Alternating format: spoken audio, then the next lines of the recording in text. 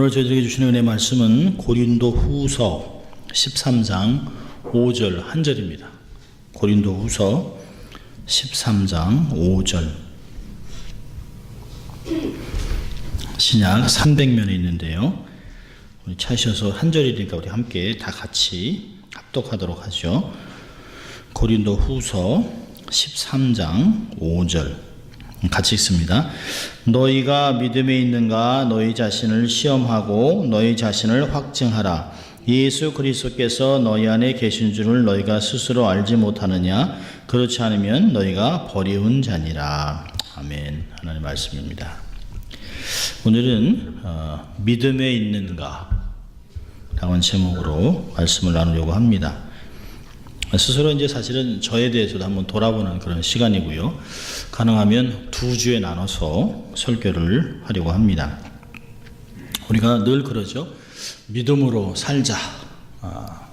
솔라피데라고 하는 말을 늘 합니다. 종교개혁을 할 때도 믿음으로만 또 은혜로만 말씀으로만 이렇게 종교개혁을 일으켰습니다. 우리가 가끔 살면서 우리가 정말 믿음으로 사는 거 맞나?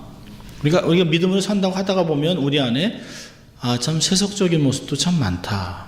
목사하면서도 선교사하면서도 중직자면서도 내가 이렇게 세상 사람들과 별 다른 모습이 없지 라고 하는 씁쓸한 때가 있어요.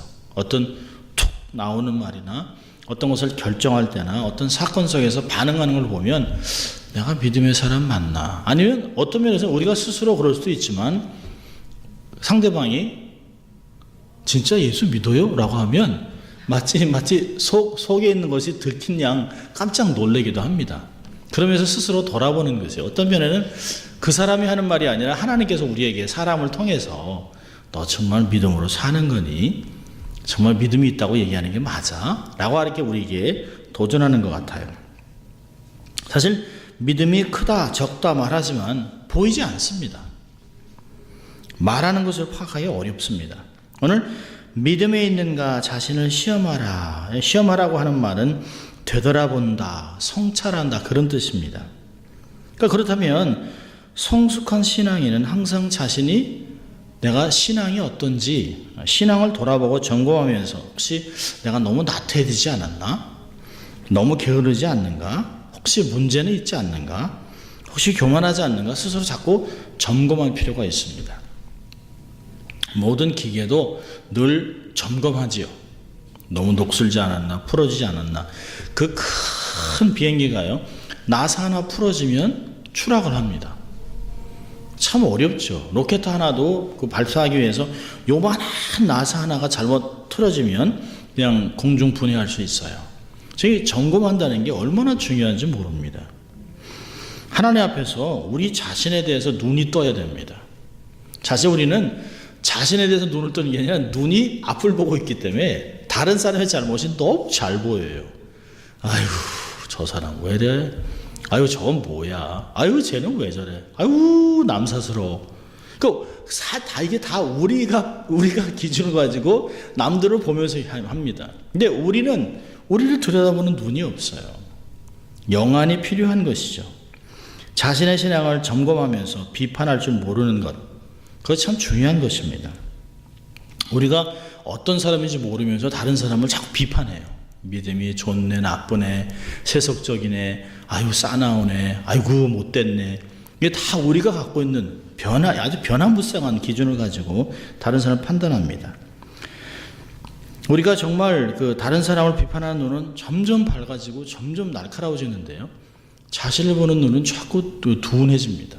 그래서 내가 하면 다른 사람이 하는 것과 완전히 다른 것이에요. 내가 하면 로망이고 다른 사람은 불륜이고 그러고 얘기하는 것이에요. 우리의 믿음과 영혼은 성장하지 못하고 죽지 않나? 사실 믿음은 그대로 있는 적은 없어요. 항상 도태합니다. 믿음이 바닥날 때가 많이 있어요. 지금까지 나의 눈이 다른 사람의 신앙을 살피고 점검했다면 이제는 내가 믿음에 있는가? 내 믿음은 어떤가? 이렇게 돌아볼 필요가 있습니다. 어느 대형교회에서 담임 목사님 모시기 위해서 담임 목사 청빙위원회가 조직됐습니다. 위원장 되는 장로님이 교인들의 생각을 알아보기 위해서 다음과 같이 소개했습니다. 사실 정말 훌륭한 목사님이 계십니다. 근데 그분에게는 몇 가지 흠이 있습니다. 얘기합니다. 첫째, 그분은 결혼하지 않고 혼자 삽니다. 둘째, 그분은 목회하다 돈이 떨어지면 돈 벌러가 나가십니다. 셋째, 그분은 감옥에도 몇 번 갔다 온 적이 있는 전과자입니다. 넷째, 그분은 외모가 못생겼습니다. 완전히 뼈가 두드러지게 나오고 눈이 툭 튀어나왔습니다. 다리는 휘었습니다. 그분은 관절병을 갖고 있어 가끔 발작도 합니다. 여섯 번째, 그분은 말이 어눌해서 설교를 잘 못합니다. 일곱 번째, 그분은 설교하실 때도 예수님의 십자가만 자랑하십니다. 여덟 번째, 그분은 한 교회에 오래 계신 적이 없고 자꾸 교회를 옮겨 다닙니다. 아홉 번째, 그분은 지금 현재 조그만 개척교회를 담임하고 있습니다. 열 번째, 그분은 신학대학교도 나오지 않은 분이라서 당연히 박사학위도 없습니다. 이렇게 말하니까 교인들이 실망입니다. 아니, 그런 수준이 질 낮고 수준 낮은 목사님 우리에 어떻게 오겠다냐. 우리 같은 교회. 아니, 교인들도 박사들이 있는데. 그래서 위원장 장로님이 이렇게 말했습니다. 제가 예로 든 목사님은 여러분이 그렇게도 좋아하고 존경하는 사도 바울 목사님입니다. 그제야 교인들이 끄덕끄덕했습니다. 우리는 늘 보면 좀 그래도 적당하게 생기고 적당히 공부하고 적당히 똑똑하고 적당히 말도 잘하고 이런 사람을 원해요. 사실 사도 바울이 지금 이 어느 교회 그 청빙서류에 원서를 내면 백발백중 안 됩니다. 백발백중. 아마 서류 심사도 통과하지 못할 것이에요. 그런데 그분은 하나님께서 인정하는 위대한 목회자입니다. 그게 우리하고 다른 것이에요. 하나님은 사람의 외모를 보지 않아요. 사람의 중심을 보시는 것이죠. 하나님이 장차 우리가 주님 앞에서 무엇으로 구원을 받은 성도라라고 인정받을 수 있을까요? 주여 주여 하고 외친 소리요? 그럴 것 같으면 예수님께서 마태복음 7장에 주여 주여 하는 자마다 천국에 갈 자 아니라는 것이에요. 주여 주여 한다고 가지 않아요. 표적을 많이 행했다고요? 아니요. 주님이 나는 너를 결코 모른다 이렇게 그랬다는 것이에요. 외모요? 외모는 상관이 없어요. 소유요? 명예? 교회에서 받은 직분? 아니에요. 이런 것들은 절대 하나님께 상급받지 못합니다. 주님께서 믿음을 보시겠다고 했지 외모를 본다고 하지 않았어요. 누가복음 18장 8절은 인자가 올 때에 세상에서 믿음을 보겠느냐라고 그랬습니다. 하박국서 2장 4절에서는 의인은 믿음으로 산다. 믿음은 죽은 자도 살려요. 병을 고쳐요. 귀신을 쫓아내요. 축복을 받아요. 죄사함 받습니다. 영생을 얻죠. 은혜를 받습니다. 그렇다면 성도들에게 믿음을 빼면 사실은 시체나 다름없어요. 아무것도 아니에요. 자, 오늘 그 말씀에 너희 자신을 확증하라 라고 하는 그 말은 중요한 단어가 있잖아요. 5절에 너희 자신을 시험하고 자신을 확증하라. 시험하는 것은 돌아보라는 거예요. 돌아보고 성찰하라. 확증한다는 것은 인증하라는 거예요. 인증. 그 뜻은 재련소에서 금과 불순물을 선별해 순수한 것만 골라내서 선택하는 것 같이 그렇게 도키마조라고 하는 단어는 시험해서 아주 바닥까지 시험을 해서 싹 그 불순물을 제거하는 것이에요. 그래서 인증됐다는 거예요. 우리도 우리 자신이 참 그리스도인인지 거짓 그리스도인인지 믿음으로 시험을 해봐야 합니다. 자, 그렇다면 우리가 믿음에 있는가를 어떻게 알 수 있어요? 자가진단법이 있습니다. 자가진단법. 제가 스스로 이렇게 하나님이 이렇게 난 정말 믿음이 있나 이렇게 스스로 생각하다가 쭉 한 8가지를 한번 봤어요. 오늘은 가능하면 3가지나 4가지를 보려고 합니다. 자, 첫째는 뭘까요? 내가 정말 믿음에 있나? 첫째는 감사함이 있냐는 거예요. 감사함이 있냐. 감사하는 삶을 살고 있는가. 무슨 감사요? 구원에 대한 감사가 있냐는 것이에요. 은혜 받은 것에 감사하고 있는가. 이제까지 우리가 살아온 것은 나의 재주가 아니에요. 나의 힘이 아닙니다. 나의 실력이 아니에요. 그러니까 절대로 교만해서는 안 돼요. 우리는 내가라고 얘기하면 안 돼요. 고린도전서 15장 10절에 나의 다 된 것은 하나님의 은혜라라고 얘기합니다.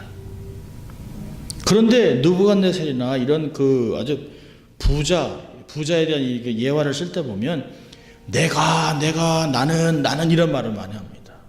사실 느부갓네살 왕은 굉장해요. 바벨론의 그 당시에 정말 이 성전 큰 성 위에 정말 이 엄청난 그 가든을 만들어 놓은 거 보면 행인 가든이라고 하는데 7대 불가사의예요. 근데 그가 온 천하를 다스리면서 만들어 놓은 거 보니까 대단했던 거예요. 내가 이 모든 것을 만들었다.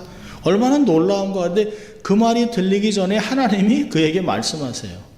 내가 이 말 때문에 7년 동안 짐승과 같이 이슬을 먹고 땅을 긁을 거라고 얘기합니다. 정말 그렇게 살아요.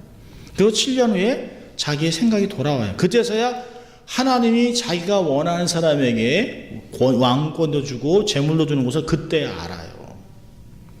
우리가 그렇게 하기 전에 알아야 되는 것이 중요한 것이죠. 내가 나된 것은 내가 잘나서, 내가 배경이 좋아서, 내가 노력을 해서. 아니, 세상에 나만큼 노력하지 않는 사람이 어디 있습니까?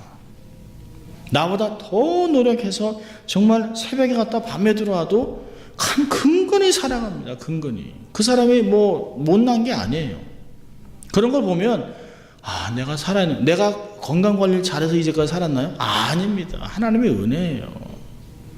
벌써 죽었어도 얼마나 죽을 수 있었어요. 얼마나 많은 사람이 세상을 떠나는지 몰라요.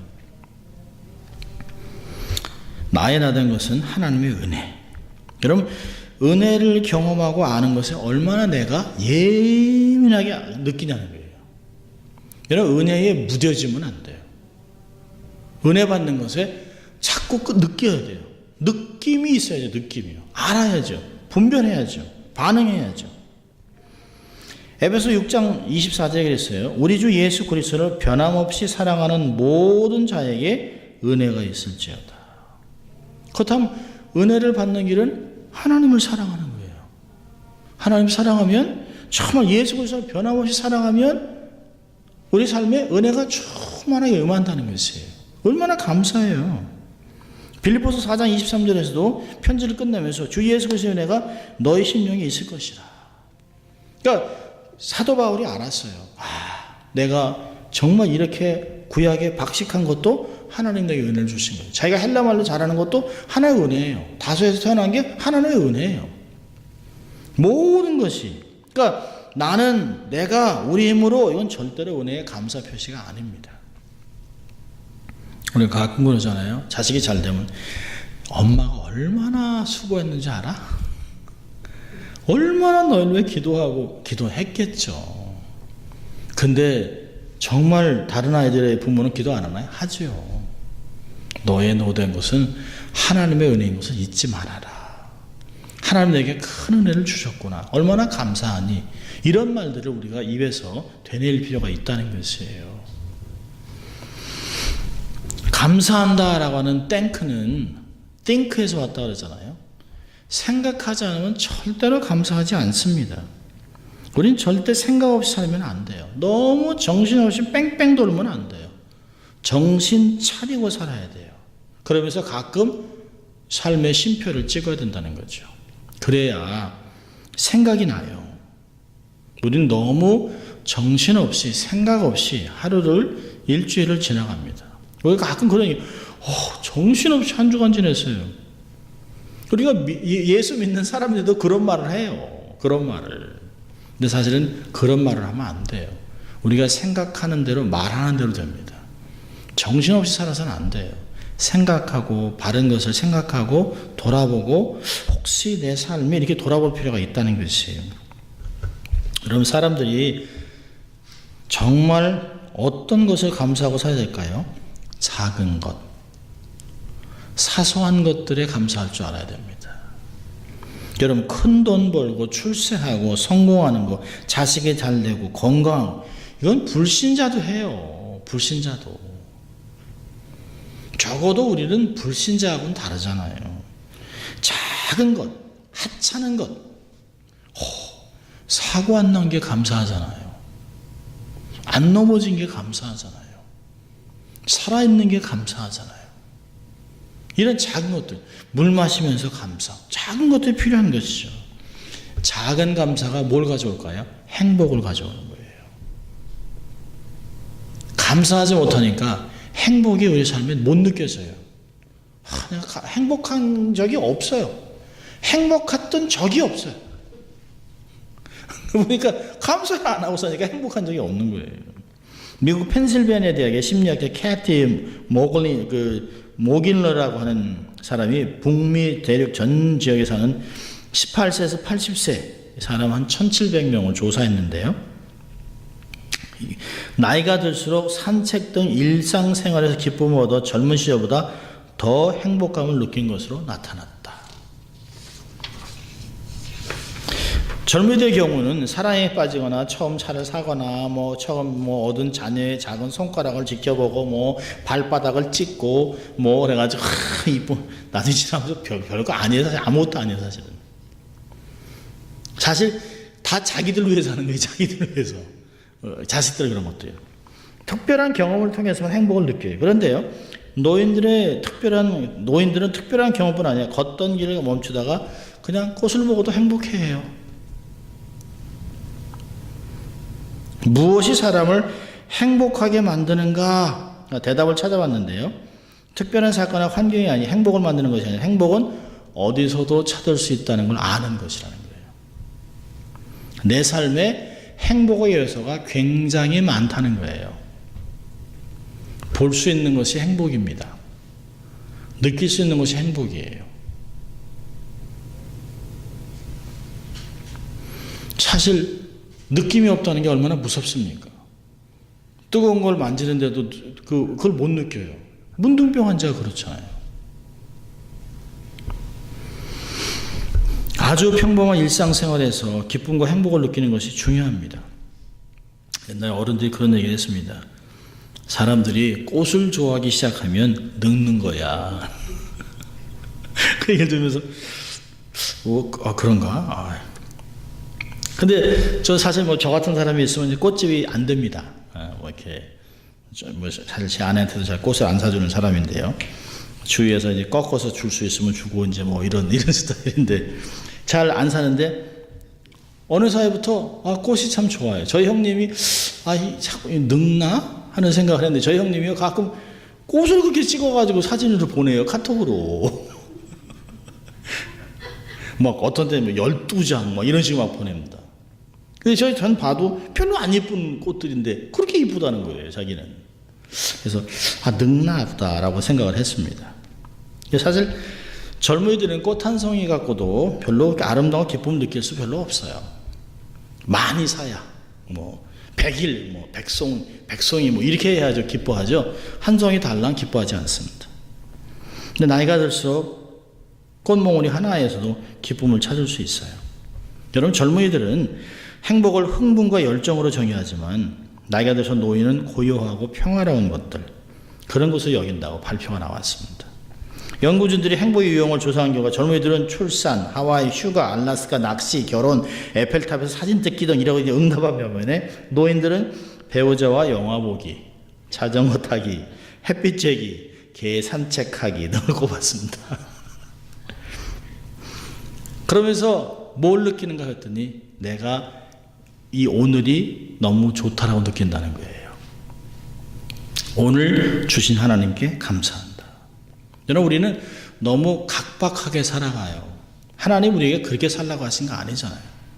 조금 여유를 가질 필요가 있습니다. 그렇게 하지 않아도 살 수 있어요. 동양이라고 이렇게 서양인들을 보면 조금 더 낙천적입니다. 서양인들이. 그 동양인들은 강박관념이 있습니다. 서바이벌리스트예요. 생존. 근데 지나고 나면 다 후회를 합니다. 그렇게 살지 않았어도 되는데. 하나님이 주신 인생을 탓하고 살지 말고 감사하고 살아야 될 필요가 있습니다. 작은 것, 숨 쉬는 것, 냄새 맡을 수 있다는 것, 먹을 수 있다고 하는 것, 얼마나 행복한지 몰라요. 이 감사가 내게 얼마나 많은가.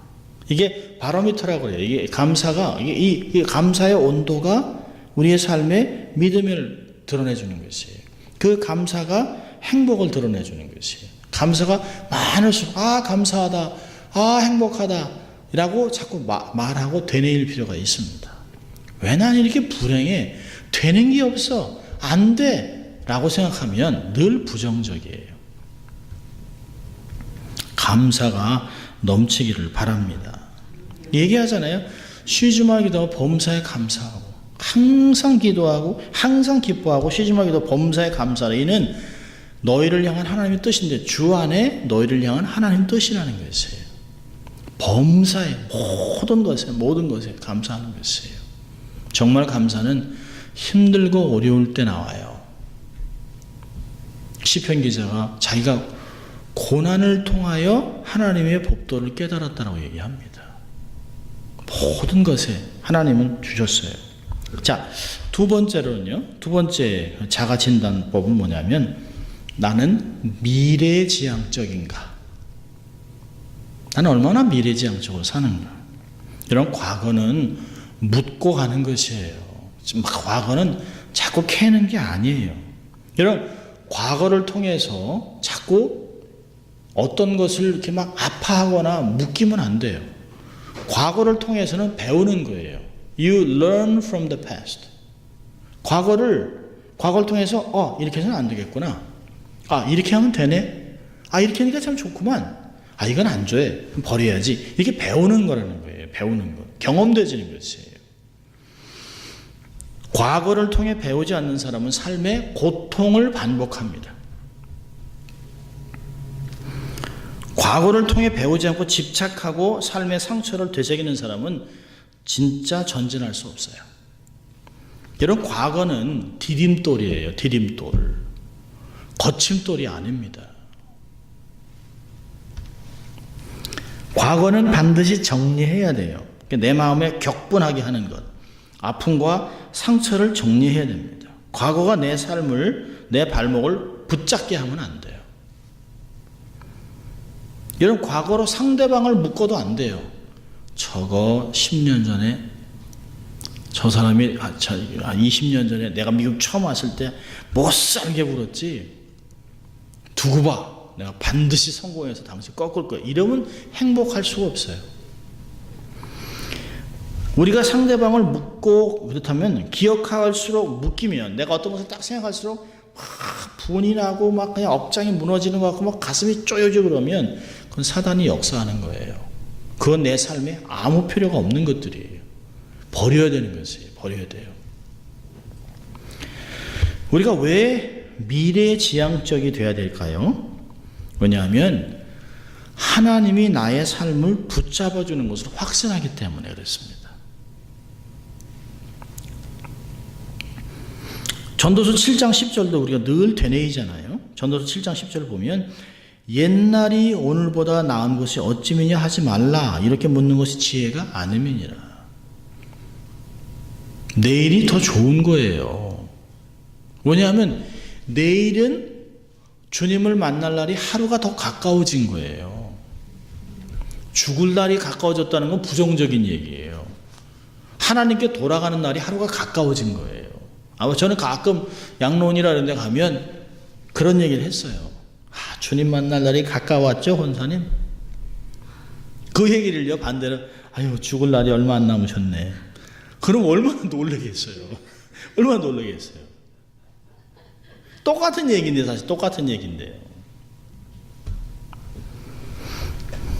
로마서 8장 28절은 이런 얘기합니다.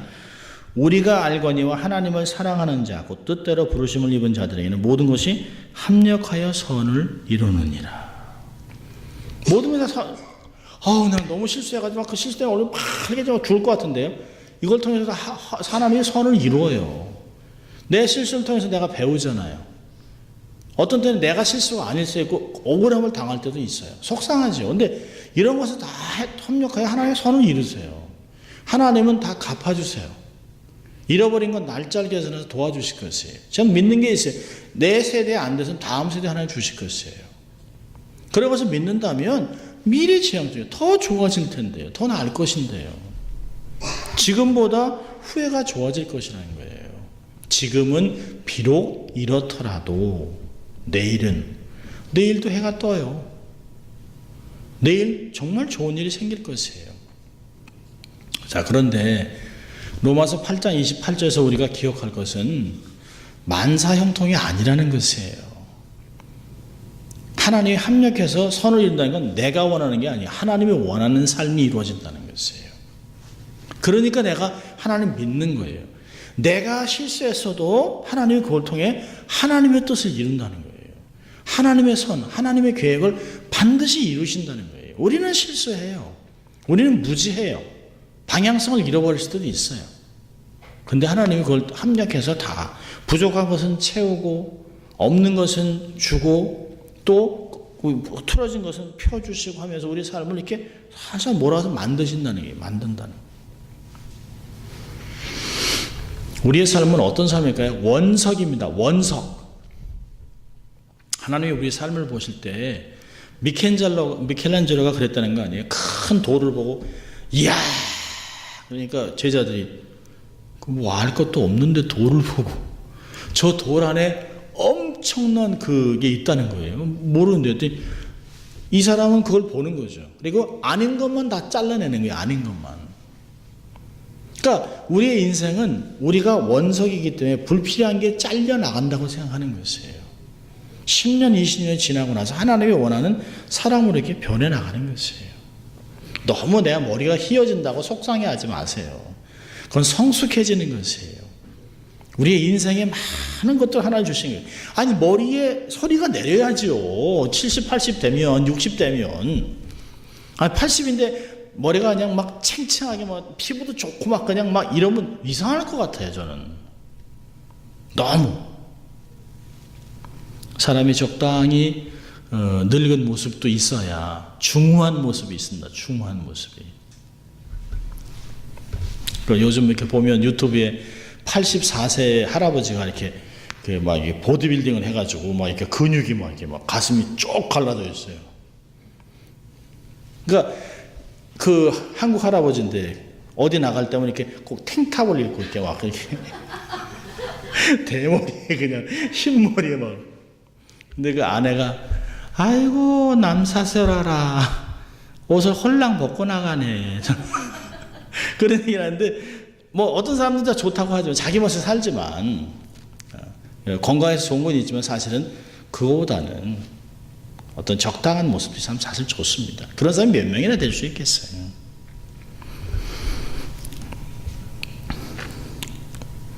욥기 23편 9절부터 14절까지를 보면 욥이 참 어려움을 많이 당하죠. 그러면서 참 대단한 고백을 해요. 욥기 23편을 보면 9절에 그가 왼편에서 일하시나 내가 만날 수 없고 그가 오른편으로 돌이키시나 뵐 수 없다. 안 보인다는 거예요. 길도 안 보이고 하나님도 안 보이는, 하나님 내 곁에 없는 것 같아요. 나의 가는 길을 오직 그가 아시나니 그가 나를 단련하신 후에는 내가 정금같이 나오리라. 그래서 지금은 모르는 거예요. 그렇지만 그렇게 될 것이라고 믿는 거예요. 내 발이 그의 발걸음을 바로 따랐으며 내가 그의 길을 지켜 치우치지 아니하였고 내가 그의 입술의 명령을 어기지 아니하고 일정한 음식보다 그 입의 말씀을 귀히 여겼구나. 그는 뜻이 일정하시나니 누가 능히 돌이킬까? 그 마음에 하고자 하는 것이면 그것을 행하나니 그런즉 내게 작정하신 것을 이루실 것이라. 이런 일이 그에게 많이 있느니라. 제가 좋아하는 구절이에요. 14절에. 이렇게 알 수 없는 일이 세상엔 많아요.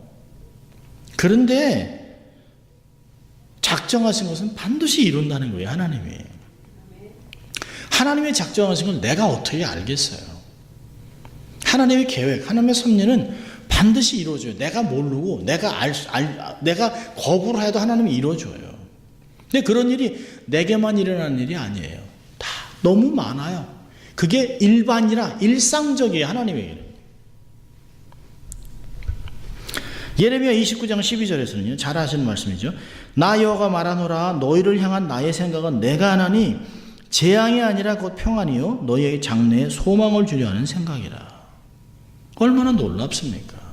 우리는 나타난 현상만 보고서 속상해하고 분노하고 소리 지르고 막 좌절하고 낙심하죠.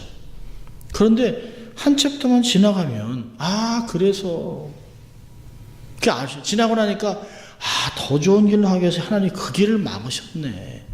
그걸 아는 것이에요. 막 막을 때는 막 속상하죠. 아니, 부모가 이게 아이들 봐도 얘기할 때 너무 안 되면 막잖아요. 못하게 하잖아요.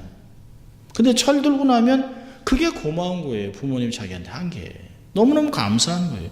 그때 나비를 뒀으면 어떻게 할 뻔했어요. 우리는 미래의 인도하심과 축복에 대한 기대감으로 충만해야 합니다. 우리가 그런 것을 믿기 때문에 긍정적이고 적극적인 자세로 사는 것이에요. 뉴 챌린지, 새로운 도전.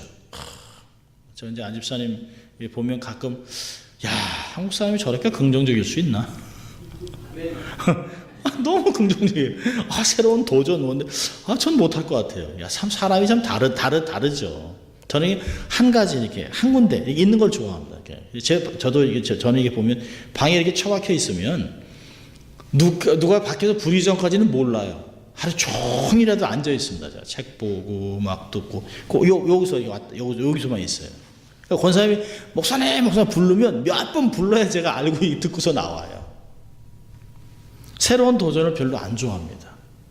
근데 안지사님 같으면 새로운 도전 해볼 만한 거예요. 새롭다니요. 새로운 사람 만나는 거.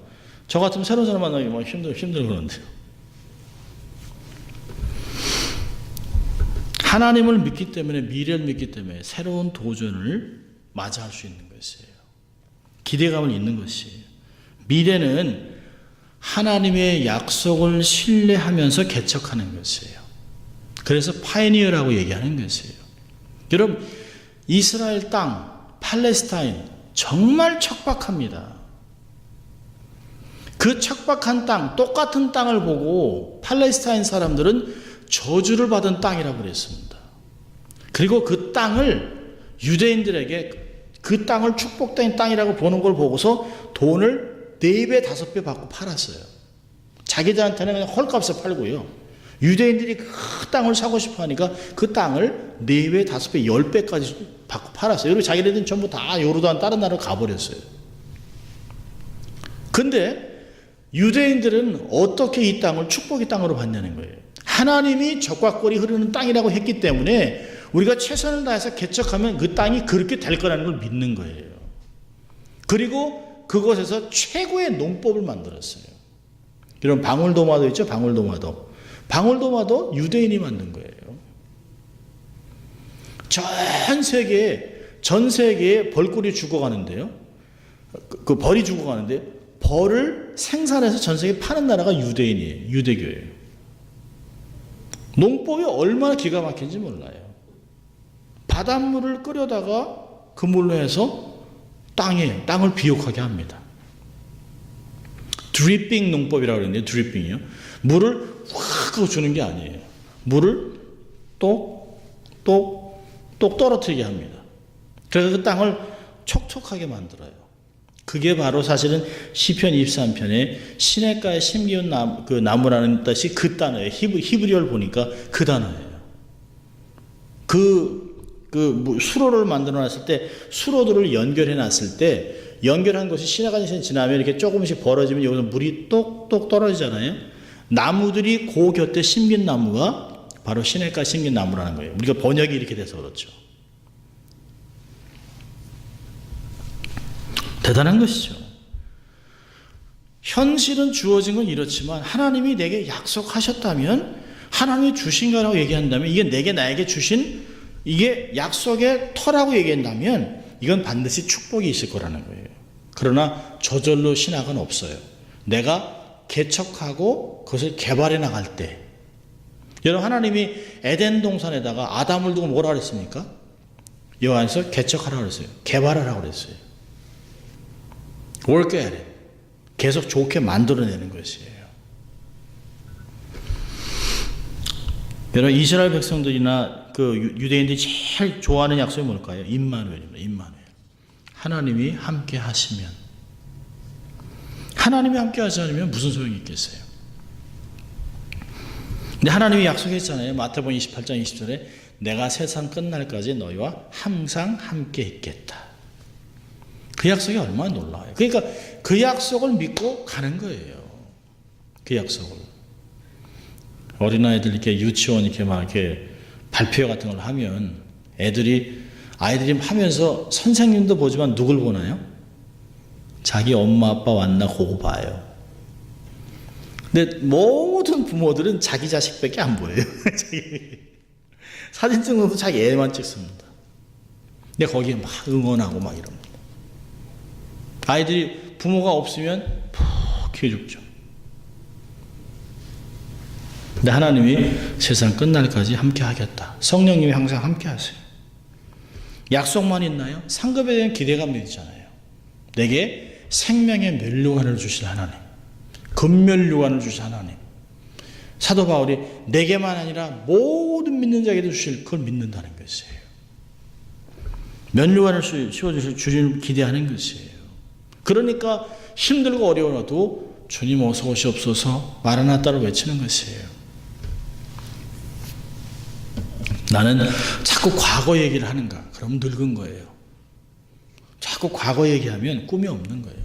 나이가 70이라도 미래적인. 여러분 갈렙이 85세가 돼서 저 땅을 달라고 그러잖아요. 80세에 모세가 부름받았어요. 나이는 그냥 숫자에 불과한 것이에요. 미래지향적으로 삶을 살아가는 것이 가장 젊게 사는 방법입니다. 그게 바로 믿음의 삶이에요. 미래지향. 내가 자꾸 과거 들추고 짜증내고 이렇게 힘들게 사는 거 아니면 될 것을 믿고, 그래서 믿음은 바라는 것의 실상이잖아요. 미래. 보지 못하는 것은 증거예요. 히브리서 11장 1절에 그러잖아요. 모든 사람이 다 믿음으로 미래를 갖습니다. 미래를 갖습니다. 창세기 1장 26절부터 28절까지도 얘기하잖아요. 땅 위에 편만하라. 미래를 얘기하는 거예요. 미래. 두 사람이 어떻게 생육하고 번성해서 온 땅에 충만하게 할 수 있겠어요. 아담과 이브가. 하나님이 그렇게 얘기하시는 것이에요. 멀리 보는 것이에요. 원시적인 삶, 멀리 보는 삶이 필요한 것입니다. 지금 힘들죠. 지금 안 보이죠. 괜찮아요. 하나님은 먼 미래를 갖고 약속하세요.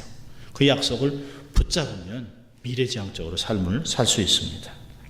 자, 세 번째로 어떻게 하면 내가 믿음이 있는가를 알 수 있을까요? 매사에 담대함으로 사는 것이에요. 얼마나 내가 좌충우돌하고 있는가, 좌로나 우로나 치우침이 없는, 우리가 사람의 말에 자꾸 흔들리면 그건 담대함이 없는 거예요. 그리고 가끔씩 사람이 저 사람 귀가 얇아서 아무거나 다 들어. 네, 저한테도 그런 사람이 이거 목사님 아무나 이렇게 믿습니까? 아무나. 근데 목사가 어떡합니까? 믿어야지. 사람들을 믿어줘야죠. 근데 사람의 말에 이렇게 막 흔들리는 것은 그건 기준이 아니에요. 여러분, 세상과 사람들이 인생의 답을 소유하고 있지 않아요. 그들의 말이 온전하지 않아요. 확실하지 않습니다. 기준이 아닙니다. 거기에 우리가 놀아나면 안 돼요.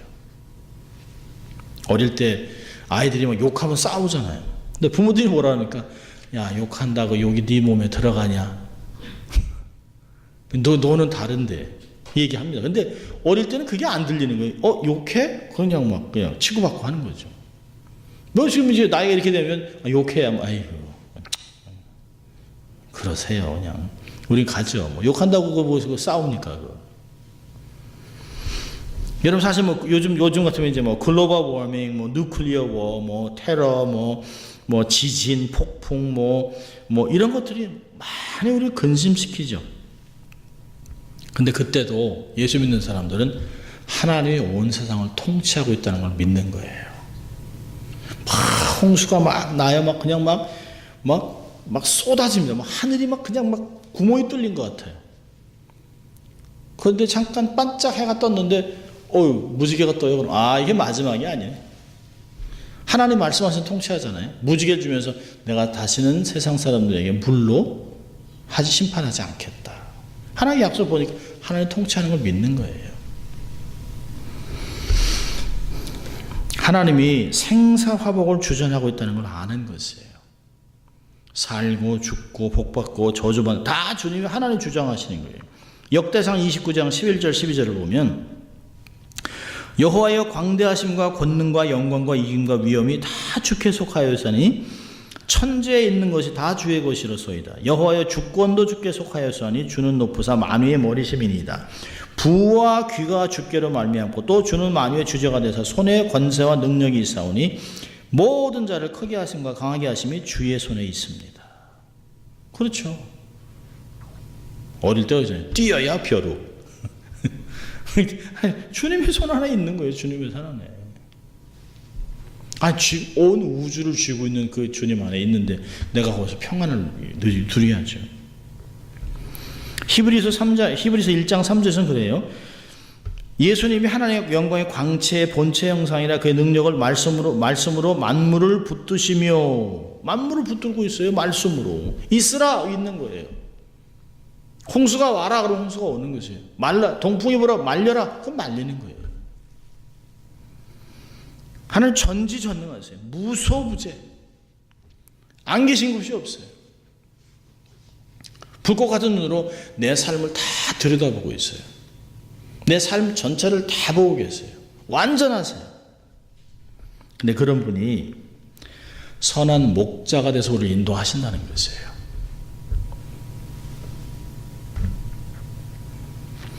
여호와는 나의 목자시니 내게 부족함이 없으리로다. 그가 나를 푸른 초장에 누이시며 쉴만한 물가로 인도하시는도다. 내 영혼을 소생시키고 자기 이름을 위하여 의의 길로 인도하시는도다. 내가 사망의 음침한 골짜기로 다닐지라도 해를 두려워하지 않을 것은 주께서 나와 함께 하심이라. 주의 지팡이와 막대기가 나를 안위하시나이다. 주께서 내 원수의 목전에서 내게 상을 베푸시고 기름으로 내 머리에 바르셨으니 내 잔이 넘치나이다. 나의 평생의 선하심과 인자하심이 정녕 나를 따르리니 내가 여호와의 집에 영원히 거하리로다. 얼마나 놀랍습니까? 그냥 지나칠 말씀이 아니죠. 정말 주님이 그 엄청난 능력을 갖고 있는 분이 나를 양으로 하고 내 양은 내 목소리를 듣나니 내게 주신 거 다 지키겠다는 거예요. 내 양을 내가 안다는 것이에요. 내게 주신 걸 다 보호하겠다고 얘기했습니다. 그 선한 목자, 그러니까 목자였던 평생 목자였다 인생의 목자가 되고 정말 나라의 목자가 됐다가 자기 영혼의 목자 대신 하나님을 만난 다윗이 이런 고백하는 거예요. 여기 시편 23편은 다윗이 노년에 기록한 것이에요. 자기 인생을 쫙 돌아보니까 정말 사망의 음침한 골짜기를 셀 수 없이 지나갔죠. 정말 죽을 고비를 얼마나 넘겼습니까? 근데 주님이 항상 함께 하셨다는 것이에요. 그러니까 담대함이 있어요. 넉넉함이 있습니다. 예수님이 마태복음 6장 31절부터 34절까지 이런 말씀하세요. 그러므로 염려하여 이르기를 무엇을 먹을까 무엇을 마실까 무엇을 입을까 하지 말라. 이는 다 이방인이 구하는 것이라. 너희 천부께서 이 모든 것이 너에게 있어야 할 줄을 아시느니라. 너희는 먼저 그의 나라와 그의 의를 구하라. 그리하면 이 모든 것을 너희에게 더하시리라. 그러므로 내일 일을 위하여 염려하지 말아라. 내일 일은 내일 염려할 것이요 한낱 괴로움은 그날에 족하니라. 근데 우리는 미리 가불 하잖아요. 어휴, 다음 주 어떡하지? 다음 달, 내년은 어떡하지? 오지도 않았는데. 오지도 않았는데, 미리미리 걱정해. 미리미리 당겨서. 매사에 담대함은 뭘까요? 흔들림이 없는 거예요. 흔들림이. 하나님을 신뢰하기 때문에 오뚜기 같이 중심으로 딱 잡는 거예요. 항상 머니치. 흔들리는 것 같아요. 그러니까 사실 우리가 믿음이 있으면 흔들림이 폭이 좁아져요. 어떤 때는 그냥 확 움직이죠. 그냥 이럴까? 다 죽을 것 같아. 이래요. 그러다 사실은 이게 점점 축이. 오뚜기가요. 왜 그렇게 넘어졌다 일어날까요? 밑에 축이 있어요. 축. 든든한 게 있어요. 그걸 빼놓으면 안 일어나요. 그 밑에 그게 무거운 게 있으니까 중심축을 딱 잡아주는 거죠. 믿음이 그렇다는 거예요. 믿음이 나를 오뚜기같이 넘어져도 7전8기 100전100일기 이렇게 일어나는 것이에요. 성경이 얘기하잖아요. 우리가 넘어져도 아주 넘어지지 아니하면 주님이 나를 붙잡아 주심이라. 하나님을 붙잡아주고 있어요. 안 붙잡았으면 이미 죽었죠. 이미 그냥 사단 났죠. 완전히 그냥 어려워졌죠. 매사에 담대함이라는 건 뭘까요? 넉넉함이에요. 견고함이에요. 내 삶에 흔들림이 없어요. 흔들리기가 하겠죠. 완전히 없는 건 아니겠죠. 우리가 죽어서 주님 앞에 갔을 때만 안 흔들리겠죠. 그러나 우리 흔들림의 폭이 점점 좁아지는 거예요. 처음 신앙했을 때 막 그냥 불덩어리 같지만 좀 지나면 팍 꺼져요. 완전히. 하루에 몇 번씩 그냥 지옥과 천국 왔다 갔다 하죠. 근데 이 시간이 지나면 성숙해지면 폭이 자꾸 금방금방 돌아와요. 사람들 보면 이게 오래 경험을 하다 보면 깨달음이 빨라져요. 성숙해진 사람은 금방 돌아와요. 자기 자리에 자기 금방 돌아와요. 어떤 사람은 저런 사건에서 이렇게 어떻게 저렇게 가만히 있을까? 왜 이 사람은 그게 아니라는 거 알 때 금방 돌아오는 거예요. 그래봤자 아니라는 거죠.